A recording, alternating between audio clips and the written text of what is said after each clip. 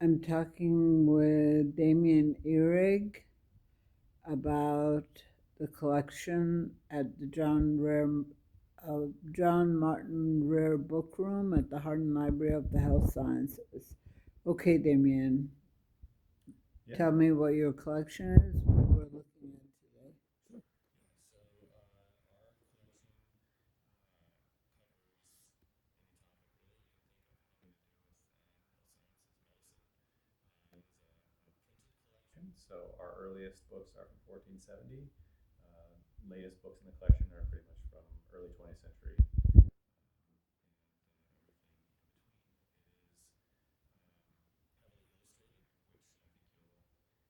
I always appreciate that. Yep. And today we're going to be talking about a lot of our herbals, so Renaissance herbals up through medical botany books in the 19th century. Okay. And the first one we have here is this is from 1549, but the author is Dioscorides, and he was a Roman soldier physician, and he really set the stage for a lot of plant medicine work in Europe for like the next 1500 years or so. And everyone else, almost everyone else that you'll see here until we get maybe up to the more medical botany books, they were influenced by Dioscorides and his work. He coined the term materia medica, and that's actually what this book is titled. And that just means, making medicine from nature, so using plants and minerals to. So, in other words, they're pharmaceuticals. Yeah, he's considered the quote father of pharmacognosy, or creating crude medicines from plants and other things in nature. And so, like I said, this book is from 1549, so it's printed in 1549. It is one of the first illustrated printed editions of Dioscorides. So there were other printed editions of Dioscorides, but this one has illustrations with it, which is very nice. You couldn't always trust the textual description of a plant as far as where to find it, what it might look like, and especially in medieval manuscripts, illustrations weren't necessarily the most accurate. So, there were superstitions and mythologies and other things that grew up around certain plants, and so you might find those in the illustrated depictions of them. And a good example is the mandrake root. So the mandrake root was often depicted as little people. So they would have some kind of greenery coming out the top, and then the root was depicted as an actual person. A mandrake root does have a fun, sort of crossed leg look to it in the root, but it doesn't actually look like a real person. And so you wouldn't be able to find that in nature using the descriptions you would find in manuscripts. So by this point, people are trying to create more accurate depictions of the plants. And that was influenced by this fella here, Leonard Fuchs. So he printed his book in 1542, and it was during a time Renaissance humanism was taking off, and a lot of people were doing very similar things in other fields. I think we talked about Vesalius last time. So Vesalius was doing the same thing in anatomical medicine that Fuchs was doing in plant medicine. And so Fuchs was a German physician, and again, he was very heavily influenced by Dioscorides, but he wanted to create accurate illustrations showing what the plant would look like, either at a particular time or trying to depict it in different ways throughout time as it would change through its growth. Can we flip through some of the pages and see the illustrations? Absolutely, yeah. And this one happens to be a painted version. You can also find unpainted versions. So ours has really some beautiful color in here. And each plant, in this particular case, Fuchs did it by alphabetical order. each plant would come with illustrations and then a description of the plant. So names it might be, you might find it under, places in nature where you might find it, the different, what were called virtues. So the qualities of the plant that would make it good for medicine for any particular reason. And so it wasn't, this is pre-Linnaean, so he's not using Linnaean classification or anything like that. And so naming standards were definitely What different is in different places. Linnaean classification? So Carl Linnaeus came later on, and he set up a classification, a taxonomic system for naming things in nature, and we follow that for a long time after that. So this is before that, so there's not as much standardization for what to call things, and so you might, Fuchs might call something one thing, and in a different book you might find it called something else. But this was the book that kicked off a lot of major change in plant medicine in the West during this time. So again, this is 1542. And Fuchs then would influence the writers we'll see after this point. But some really, really lovely illustrations in here. And a monumental book in the area of plant medicine. But not classified. That comes later. They definitely used, they had naming systems. There just wasn't necessarily a standardization, so a standard way of doing that. And I think Fuchs gets at that a little bit when he's describing all the Has it names lost some find. of its color, do you think, over time, or? It's possible, yeah, the colors might have been different when they were first It painted. looks like there's a purple and some neutral greens that are faded, or? Yeah, it's hard to say. You can find other painted versions of Fuchs online, or at least individual illustrations online, and they do look different, but it could have been painted at any time along the way. The owner might have done it themselves. They might have taken it to someone. The bookseller might have had somebody do it, so you could just buy it that way off the shelf. Mm-hmm. So just a really nice, beautiful, monumental book in the history of plant medicine. And then we get to Rembert Dodoens. So he was a Flemish physician who was very heavily influenced again by Dioscorides and Fuchs, and he in turn then influenced a lot of the people we're going to see after this point. So in contrast to Fuchs, who did his plants in alphabetical order, Dodoens actually did his more in the qualities of the plants, and that's how he grouped them. So perhaps a slightly more useful way of trying to find information in a book like this. And so again, unpainted this time. So we have just the black and white wood block. Are they prints? Yeah, that's what I was going to say. They're wood blocks. Yeah, these are going to be wood blocks for a while until we get to other books down the line here. But in this case, this is an English book. So an English translation of an earlier book by Dodoens. So by this point, we're talking about a 1578 English edition. I think he printed his original edition in 1549. But a very influential book, and he really tried to print things in the vernacular, and so that made it more accessible to folks who weren't necessarily literate in Latin. Mm-hmm. And in this particular case, it was translated into English then. And it's got this great sort of black letter English print in here. It's the Frankfurter kind of script. And it's very similar setup to a lot of the Renaissance verbals that you're going to see. So giving you names of the plant, giving you where you might find it, what it's going to look like, the different qualities that it has. That would be good for making different medicines for different reasons. What's that behind that? That is that.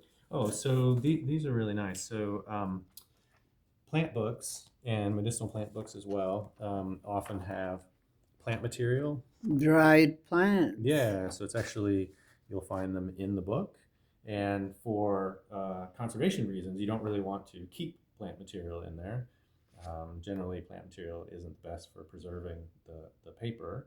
So our conservation staff did a really nice job. They created these encapsulated sheets to hold the plants, and they indicated where they were found in the book.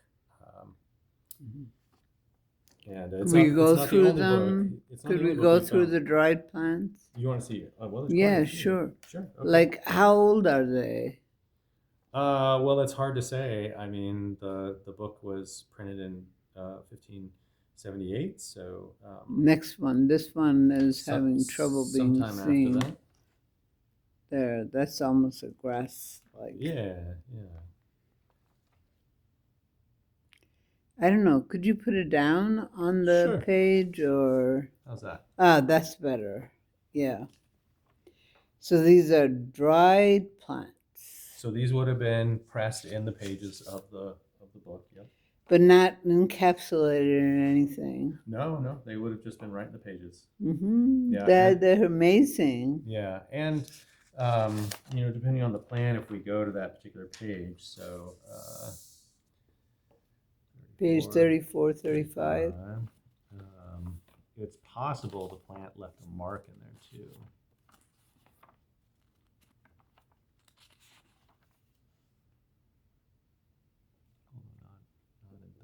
Let's see, is this the one? Let me see the page 34, 35. Oh, there wasn't really a mark. No, it doesn't have to have a mark, but is it a copy of that plant or?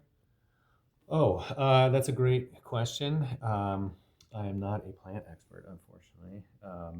But that would certainly make sense to place a dried plant or to press a plant within the pages next to the actual description of it. In this case, it's 42, 43.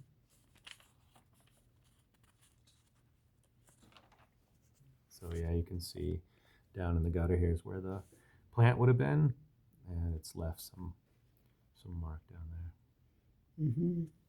And so they would have pulled that plant material out and encapsulated it in here. So it would be, we could preserve the plant material, but also then preserve the book in a better way. Does a conservationist do this or? Yep, yeah, our library conservation staff would have done this. Mm-hmm. And this is really great that they were able to, rather than tossing the plant material.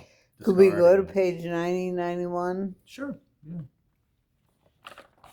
They found a way to preserve that.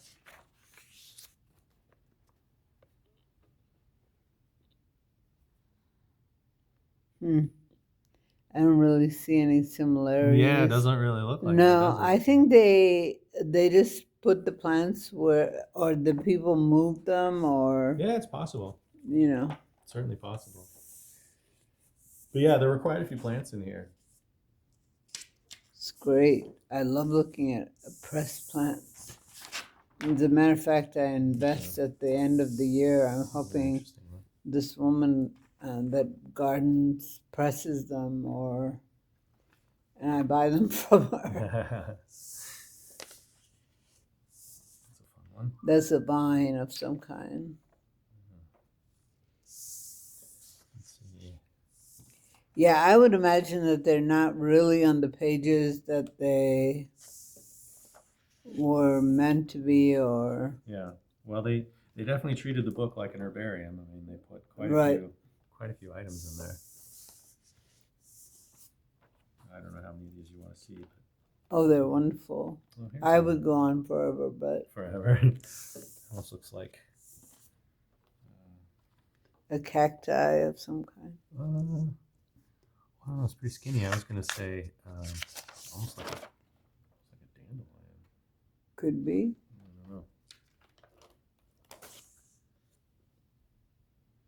Again, plants aren't my wheelhouse, so. I'm not Well, sure. it doesn't.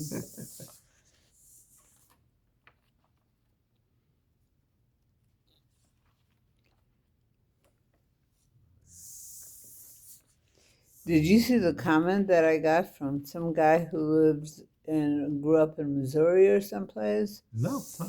In a ramshackle house where his family was farmers. Oh. And he they had tons of books. Oh, that's awesome. So that's great. he grew up very literate, and then he found a Carnegie. They moved, and he found a Carnegie library. Oh, great. And then the Carnegie library, he would stay there and never leave until he was kicked out. Sure. Yeah. And then,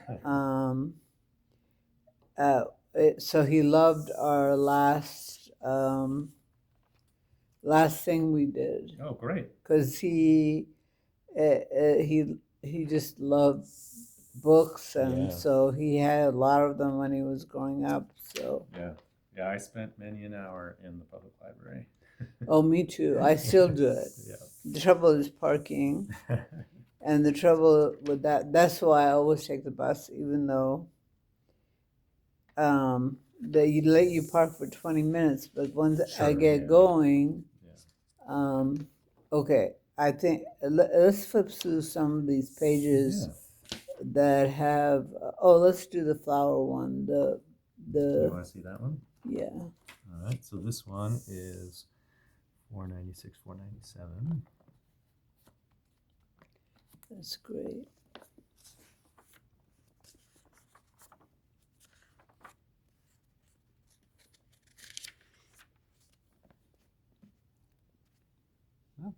Looks more possible. More possible This is one. right. Yeah. Yeah. Not so much that one with the serrated leaves there. Wild lotus is a little low herbaceous creeping along the ground. Okay. Yeah. So again, that's 1578. Then we get to 1587. This is a German physician. His father-in-law was actually a printer, a relatively famous German printer, Christian Egenolf, and he was tasked by his father-in-law to make a plant medicine book.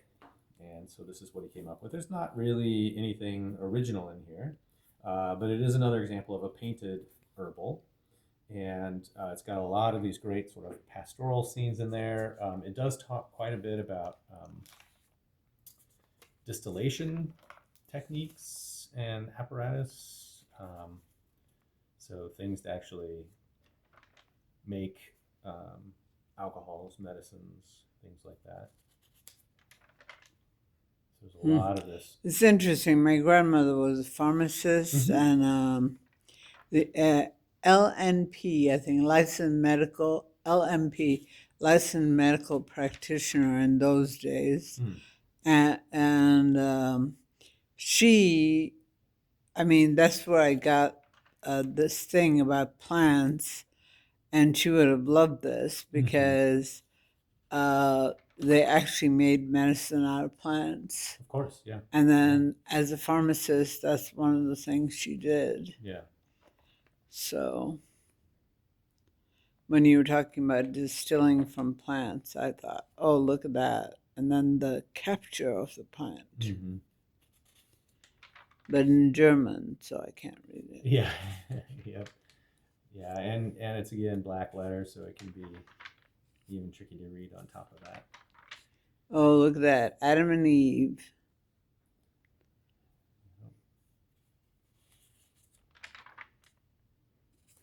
Cool. Let's flip through some more of it. It's really amazing. Yeah, and the painting here is very interesting. Some of the colors, and again, and then they include animals too. Yeah, there are some animal depictions in here as well, especially their relationship to plants. And again, what would what the paint would have looked like when it was originally applied. I don't know, but it certainly has turned into. Well, it doesn't look Interesting like colors. it's faded as much because of the printing quality. Well, and the quality of the painting in this one is not as good as the Fuchs. This one's a little No, but the little quality rougher. of the printing and the color in Mhm. terms of the printing press kind of thing, the color is But you can better. see like not everything was filled in. It runs over the lines. Oh yeah, I love the irregularities. Yeah. And fruit in strange places. Yeah, and so the difficulty with a plant book, and we talked about this a little bit with the Fuchs, is how do you depict a plant so that someone can find it, but you don't necessarily know what time of year they're going to look for it. So Mm-hmm. you have to communicate to people. Well, this is when you can actually find it, so it's actually coming out of the ground, and then when it's actually going to fruit, if it fruits, and then describing what that might look like. And so you're actually describing the plant over different stages. And sometimes in the illustrations, you'll see those different stages depicted. So you might see the plant without fruit, and then off to the side, you see the fruit separately. You might see if it comes in different colors. You might see, it painted with, half of it is one color, and then the other half is a different color for the flowering and things There's like that that. mandarin root kind of thing. I don't know what that is, but that one's not a mandrake. It is an interesting root. But I mean, mandrake root looks similar to that bottom. I mean, they're thin, but Mm-hmm. thinner than that. But oh wow, that's cool. The baby's playing Yeah. in the whatever. Yeah. And then the fields of flowers there. So it's a really, again, it's great that it's painted. We get a sense of the colors that you might find in particular plants if the coloration is accurate. And with Lonecker, he wasn't necessarily writing anything original. He's really cribbing from a lot of other authors. So the things you find in here, you're also going to find in Dodoens and Fuchs and, of course, Dioscorides. Very cool. Yeah. So that was the 16th century. Then we get to the 17th century, and these two books actually are related to each other. This one here is the second edition of Gerard's Herbal. And Gerard was a physician. He had a medicinal garden, and he wrote an herbal. And it was the first English herbal. So, written by an English physician. Again, very heavily influenced by Dodoens over there. And then later, he passed away. His widow and the printer got wind of the fact that a famous botanical writer in England named John Parkinson was writing a medicinal herbal. And so they were like, okay, well, before we have to race Parkinson to try and get our second edition out. And that's where this book came from. So this book was printed in 1633. And they hired an apothecary, so not a physician, an apothecary, to write the second edition. So to take Gerard's original book, expand on it, and make corrections and that sort of thing. And so you have that sort of interesting rivalry, for lack of a better term, between Gerard's camp and Parkinson. And also you have an apothecary who takes over the role for a physician, and apothecaries and physicians didn't always get along. And so you have some interesting commentary from Thomas Johnson, the apothecary, in here, where he's critiquing Gerard's work pretty strongly. And so it makes for some interesting text. So you can see here it's the herbal. That's the title of it. And so again, second edition, 1633. And it's going to look.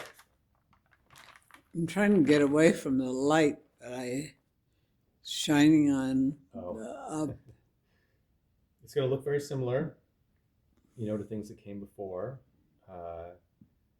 as far as the illustrations, how it's set up. So again, describing the plant, where you can find it, what it's going to look like, different stages, and then the medicinal qualities of it that you would find useful for different treatments.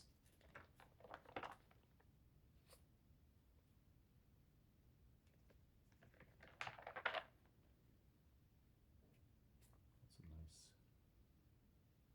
bulby things there.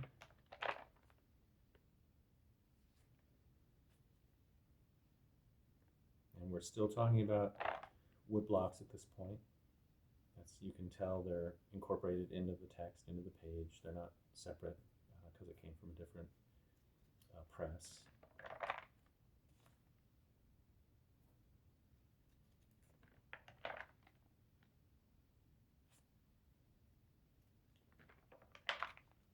Oh, I like this. I like these.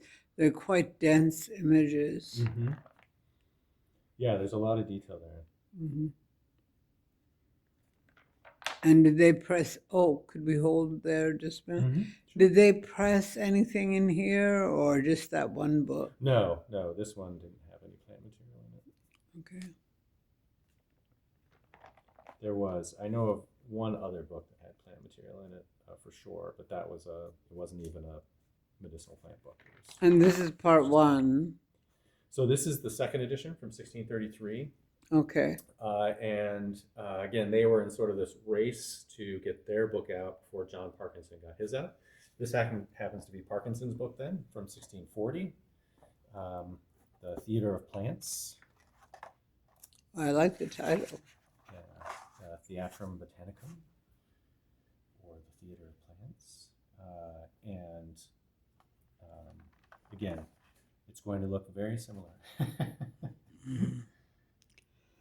But Parkinson was an established plant writer, and he had already made his name writing on more like the English gardens and things like that. So more gardening than necessarily talking about plants in a medicinal capacity. Not that he didn't touch on it, but that wasn't necessarily the purpose of the books that he had written beforehand.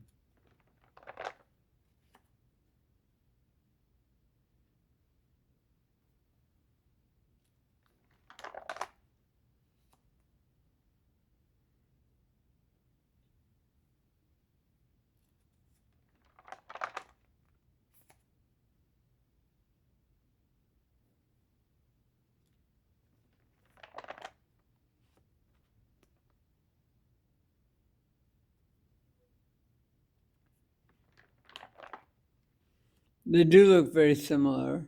Yeah, I mean, once the setup was established earlier on, there was a German writer, Otto Brunfels, that came just before Fuchs, who was really the first to try and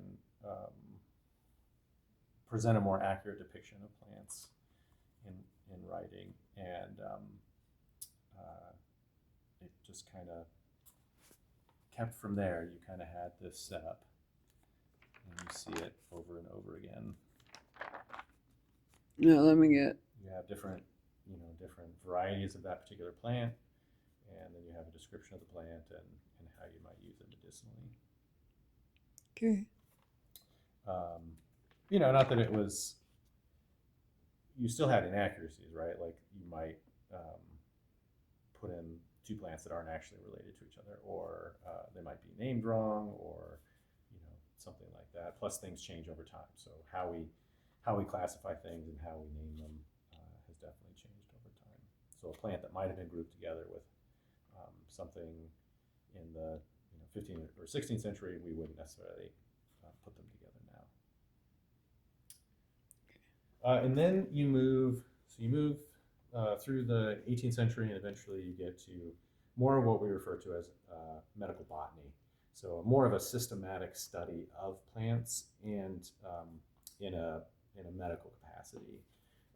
And we have some great 19th century examples of that here, mostly focused on American materia medica or American plant medicine by this point. Here we have volume 1 and 2 of William Barton's work from 1817 to 1818. He sort of released them in a serial fashion, bits of them coming out, but he really has the first colored painted American medical plant book. Oh, With wow. some really great hand painted illustrations. Have we made a digital copy of this or put it online or anything like that? So with the John Martin collection, you may find a lot of individual illustrations, but you wouldn't necessarily find whole digitized copies of a lot of things. We certainly have some completely digitized copies of books, but you're more likely to find an individual image on there. So we might have something from Barton, but it's probably just a Would single the image. Biological Heritage Library have? So other institutions will definitely have digitized Okay. copies of things that are out there. Yeah, for sure. But it's a really beautiful, beautiful book. He had a friend and perhaps rival, Jacob Bigelow, whose book we're going to take a look at next. His book came out almost simultaneously, and Barton wanted to create a smaller, more focused book, and Bigelow was creating a larger book with more plants, and that one is machine color printed because there just weren't enough artists to hand paint all the plants that he had in there. We'll see that in just a second. But again, by this point, we're talking about American plant medicine, so focusing on American plants, and that means it relies heavily on Native American oral traditions and plant medicine traditions. Try and describe these plants and how they're used.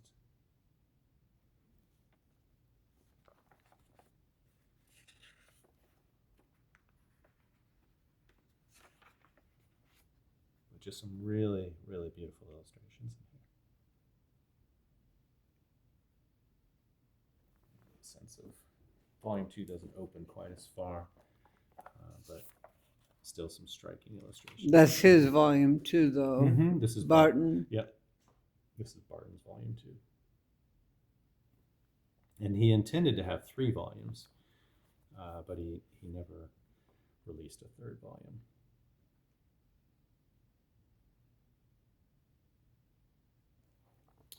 And then again, we have Jacob Bigelow, and from almost the same time, Bigelow and Barton were actually classmates, and they studied under Benjamin Barton, who was William Barton's uncle.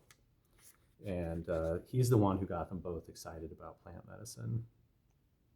And again, tight spine, so it doesn't open quite as far as that original. But nice there. plants. Very cute gardening. I mean, they have beautiful illustrations. Yes, yeah, the Q does for sure. So in this case, these are machine color printed, not hand painted. Okay. So that's the difference between The Barton Bigelows and the Bartons. Bigelow. Yeah. And this is the Bigelow. This is the Bigelow, yeah. And his intention was to include more plants. He wanted to cover more plants, and that just meant hand painting was out of the question because he couldn't get a hold of enough artists to do that. Mm-hmm. And there are some Barton editions where they're not entirely painted, or parts of the plant remain unpainted. So they may have started painting it and then they never made their way through it. What about the Library of Congress? Do they have these copies of these or not? Well, you're Perhaps more likely to find copies of something like this in the National Library of Medicine, Okay. especially Okay. digitized copies, but perhaps in another collection as well. You mentioned Heritage Library. Bio, whatever I said, I'm now. Yeah, yeah. Biodiversity, heritage, biodiversity, or biodiversity, whatever. And then there's the Wellcome Library in Britain as well, might have digitized versions of this. The reason I say that is people who are interested in plants might be able to get copies of these Yeah, I mean, if you do a general search. biological biodiversity heritage library or something, because I go there all the time. So it's certainly possible. Also, the Internet Archive and their book scanning project. Oh, yeah. These are out of copyright, so I would imagine they might have been scanned in there as well, if there's a copy out there. Now, this one happens to be from 1837, but it happens to be about the Philippines. So this was A more tropical. yeah, so it was Father Manuel Blanco.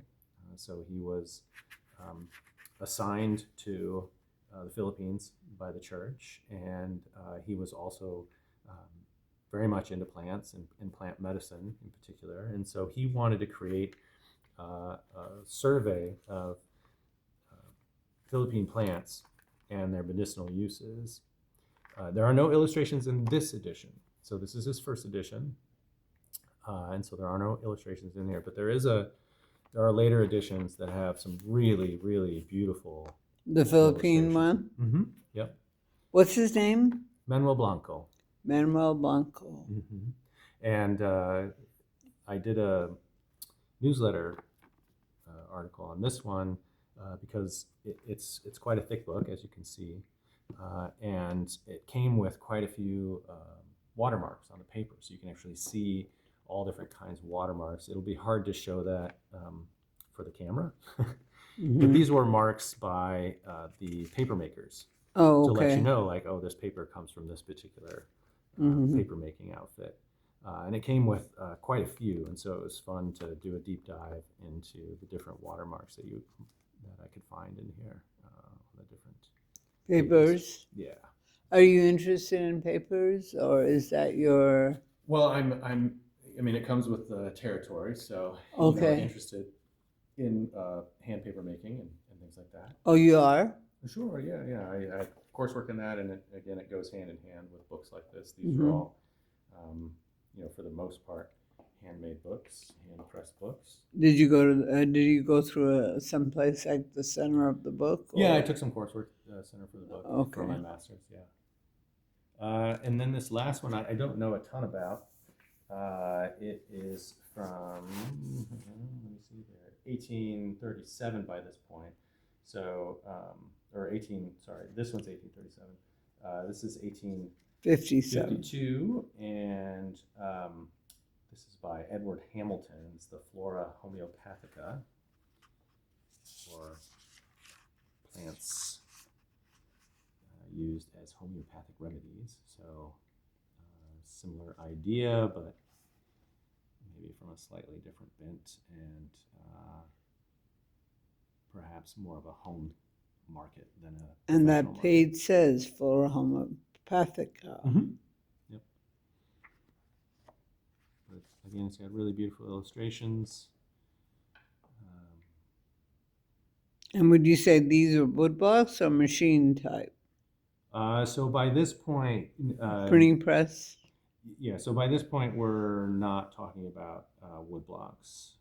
By this point, we're talking about lithography, chromolithography, or something like that. Would be my guess. Mm-hmm.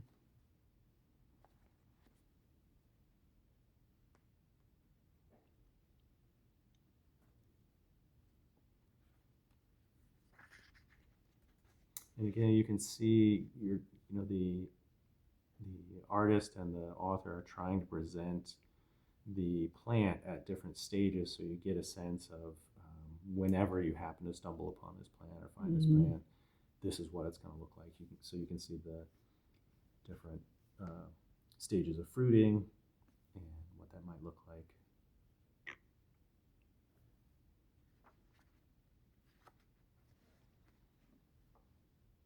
Here you can see they've taken the fruit from this and split it in half so you can see what the inside looks like. Very cool. Yeah. And the seed, too. Mm-hmm. Yep. Gardener's Delight. This book is Gardener's Delight. Yeah. So that gives you a sense Okay. of the different. We're going to get a picture of you, Damien, this time instead of your feet. Great. And thank Different you very audience. much. I appreciate your time. Yeah. Saturday. Happy to chat. And just remember that I rode the bus here, so I suffered too. Okay. Does it shut off? Or does it want to? Does it? Oh, maybe.